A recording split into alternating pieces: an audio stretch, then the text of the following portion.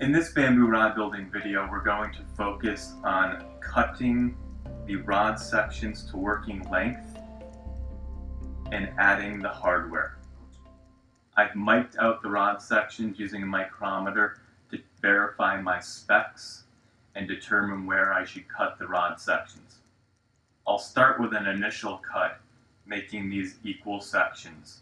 From there, we'll have to do some calculations using the ferrules and the reel seats and additional hardware that'll be mounted on the rod to determine where the correct final cuts will be placed. This is a 7-foot 6-inch rod, 2-piece. We will cut this cane with the hardware in mind. We will actually have slightly different lengths in cane for the butt and tip sections, but when we put them side by side in a final rod, the sections will all be equal, and when assembled, an assembled rod will measure to its spec length.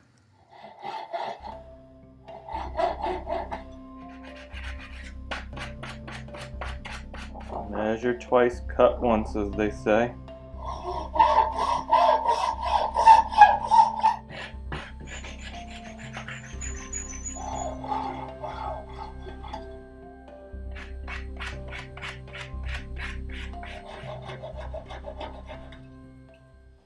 So now we have to accommodate the hardware, such as the tip tops, the ferrules, and reel seat cap. The female ferrule, which mounts here in the butt section, is going to extend on the rod by the full length of this male portion slide. We need to add half of that male slide distance to the overall rod length. This way, when the rod assembles, it accounts for that, and our total rod length will equal the correct 7.5-foot rod. Now I can determine the length of the male slide A, by looking at this male slide, and I've used them before so I know how far it is going to seat. B, you can also use something like a toothpick to measure how far it will insert to the female ferrule. And you can take that half distance to add into your rod length. I'll also account for the reel seat butt cap, which will extend by about 1/16 of an inch past the butt section.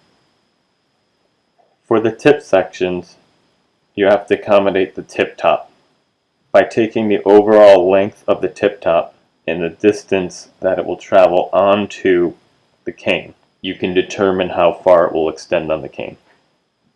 The male ferrule slides onto the cane almost completely. There's a moisture cap that will add less than 1/16 of an inch even. So as a mock-up, we would have male ferrules mounted to the tip sections, reel seat cap on the end of the butt section, and on the tips we would have the tip top extending slightly. The female ferrule extends slightly on the butt section, and when they're laid side by side they would be of equal length. In this case, the tip sections really need no further trimming. The butt section will need a slight trim.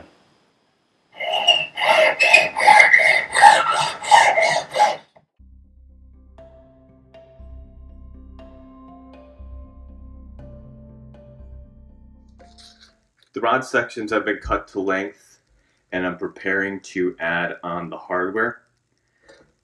I've already turned down the ferrule stations to fit our ferrules. These are step-down ferrules. The ferrules have been lapped as well, so the male ferrule fits cleanly into the female ferrule for a nice fit.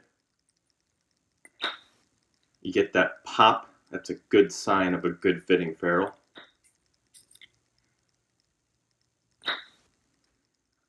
Clean up the inside of the ferrule with a little bit of sandpaper. Clean up any debris in there with alcohol and cotton swab.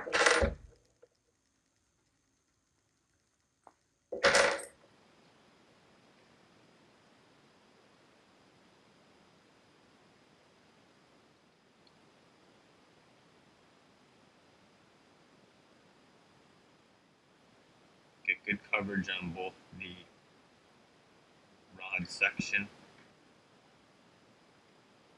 as well as the barrel itself.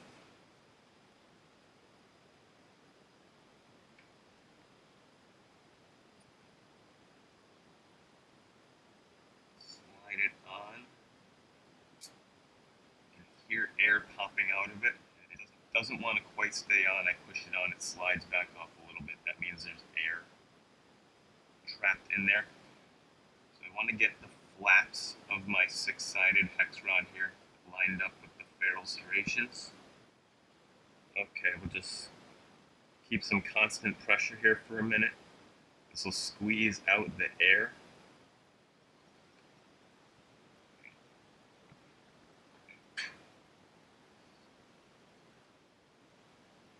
I'm going to clamp down these serrations using some thread. Good tension on there. Okay, there's the female ferrule. Now we have the 2 male ferrules for the 2 tip sections.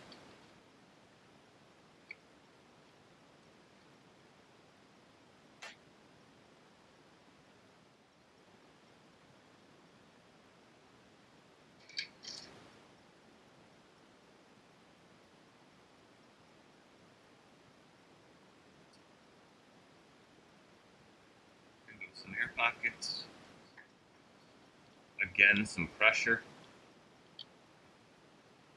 Squeeze that air out.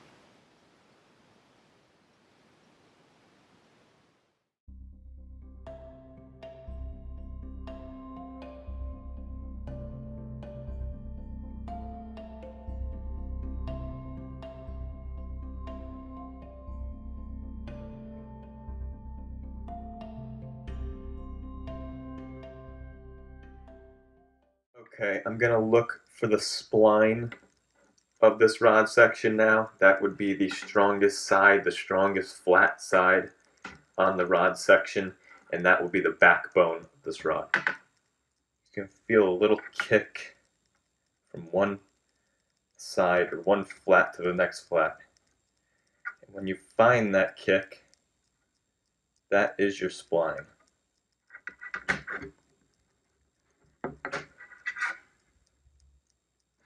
This is going to be my strongest flat side of this rod. This will be the backbone. So you would be looking at it this way, the reel seat mounted, and this would be the top side of the rod. And this bottom side will be where my guides will be mounted. A touch more straightening, always straightening, and we'll continue to straighten as we build the rod, but I want to get this end of the butt section perfect because we're going to mount the reel seat. Mix up a little bit of bond. I like to get the ends good. Seal up those power fibers.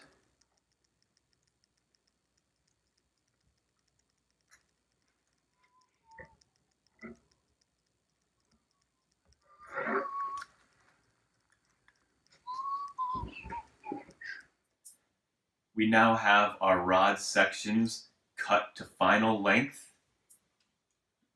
The hardware has been mounted, the male and female ferrules.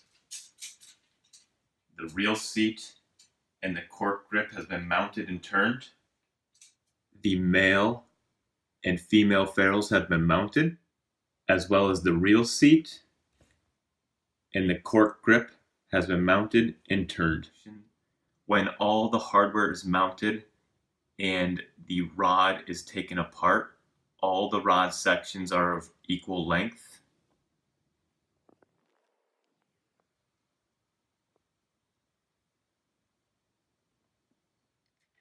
And when the rod pieces are assembled, it will equal the total length of the spec rod. In this case, the 7-foot 6-inch rod.